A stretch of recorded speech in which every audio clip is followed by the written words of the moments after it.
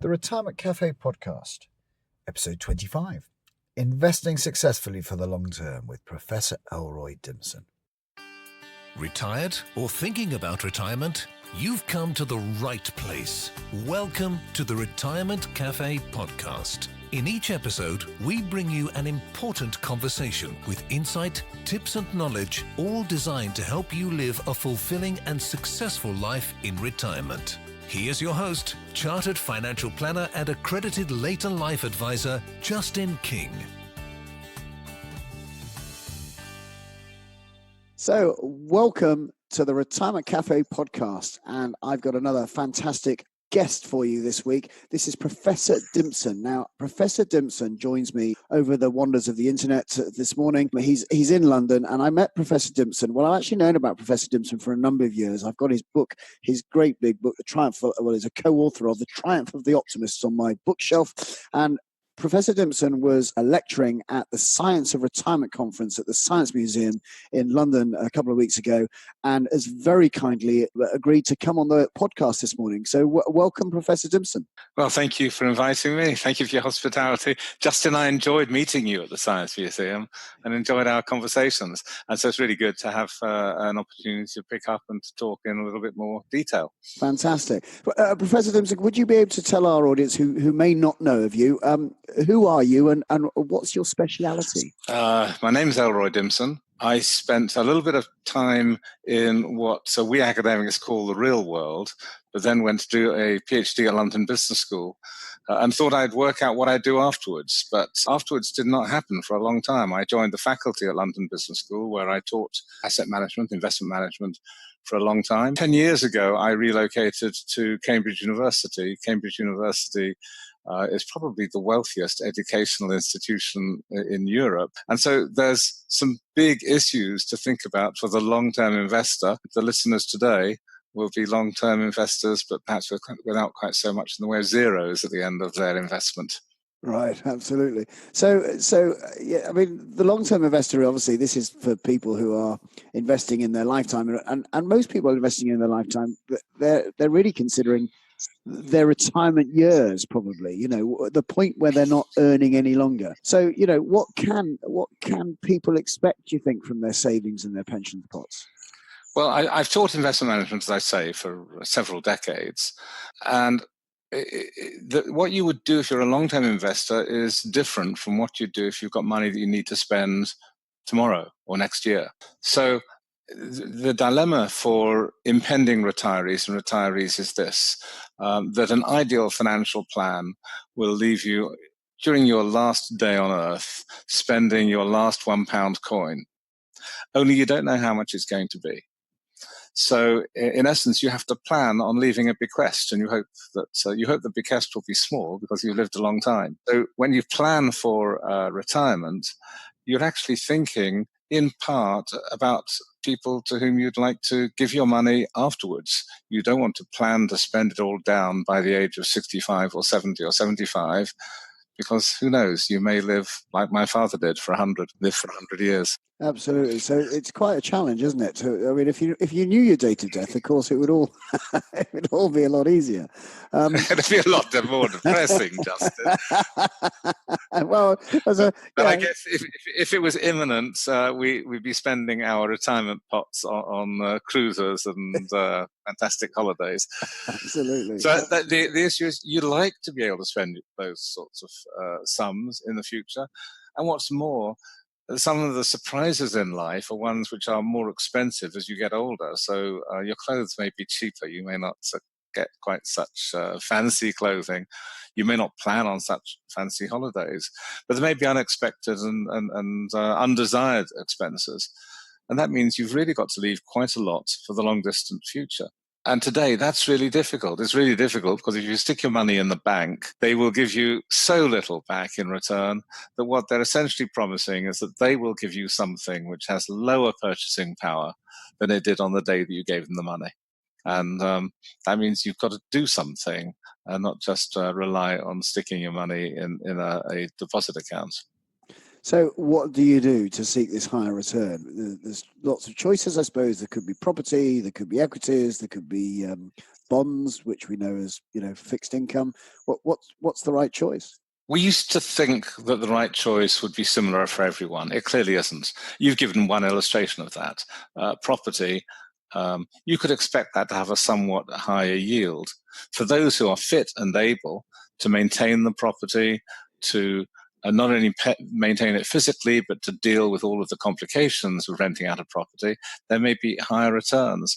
But it may be that if you're hanging on to this to a late stage, that you're no longer in a position to look after that property. So there's one example. Your family circumstances, whether there's a partner who would share in this with you, or whether there's children who would share in the task, or whether you're willing to pay away some of the rewards by hiring somebody to do some of the legwork for you. That's just one illustration of the fact that there is no one size fits all. My focus would be to start with what is relatively simple and doable, still risky, just the same way as people have learned on housing, but is straightforward in the sense that you're not obliging yourself to engage in kind of running a business, which is what would happen if you invest in a number of buy-to-let properties. And so my starting point would be marketable securities. So marketable securities meaning equities, meaning shares? Meaning shares, meaning bonds, meaning mutual funds, but basically assets that can be liquidated, hopefully liquidated in the long distant future. I'm in favor of getting rid of unnecessary risks. So a diversified holding in a moderate cost strategy, that's, I think, the way to go. Yeah. Now, the relationship, Professor Dimson, the relationship between equities and bonds, and we touched on this when we chatted at the conference. The bonds have always performed well when equities have, the equity market has been falling, and possibly the other way. As equities have gone up, bonds haven't performed quite so well. So, Professor Dimson, if I look back in history, and I know that your work has all been about historic returns of markets, of equities and of bonds and different asset classes, but I look back at that history point, and I don't see interest rates of this length of time being that 0.5% across the world, or very low rates. What's the future of bonds now, when we know that we've got rates so low, comparable to I suppose to equities? Well, it's not that clear now whether interest rates will be standing still, going up a bit, going down a bit, although the very dramatic moves that we've had over the last several decades are behind us. Those were profitable. But I think there is a role for having at least some fixed income investment. It helps retirees to budget. They know what will be coming in with greater clarity, and it provides something of a hedge against adverse moves in the equity market. Absolutely. But could that fixed income bond market be maybe just replaced by pure cash? Well, the normal thing is that you will get a little bit more reward from investing in bonds for the long term rather than rolling over cash. There are some opportunities, if you are a bit of a rate tart, to move your money around from one deposit institution to another at times when cash looks attractive for modest amounts. By modest amounts, I mean certainly no more than is guaranteed under the compensation scheme for fixed income deposits. Yeah. So a little bit of cash and a little bit of cash management, that probably sets people's mind at rest for their short to medium term spending needs. And then for the longer term, I suppose that you still well diversified portfolio of equities is still your choice. Well, I like the idea of diversifying in as many ways as possible. So I've already talked about bonds alongside equities. That's asset class diversification. Yeah. But I believe in stock market diversification, that is spreading your money across multiple markets. And nowadays, there's a pretty free choice. If your taste runs to picking a really clever asset manager, that's fine. But if you want to diversify globally, there are unit trusts, mutual funds that hold thousands of stocks in dozens and dozens of countries, which are available at quite moderate cost. Absolutely. Now, there seems to be a bit of a flavour, and again, from some of the data that has been published by yourself and a number of other academics into, what they're calling kind of factor investing, value investing. Benjamin Graham talked about this. And obviously, smaller companies have shown a higher expected return over the long term. Are those still areas of the market that you would be looking to invest in going forward? Well, let's start with what people as a whole can do. As a whole, investors as a totality buy shares as a totality. Everything has to be held by someone. If you don't like it, you'll sell a security and somebody else will own it. Factor investing is a game about overweighting yourself to certain parts of the market that other people don't want to hold. And in not wanting to hold them, the prices may be more attractive so that in the long run you perform better. So you mentioned small compared to large companies.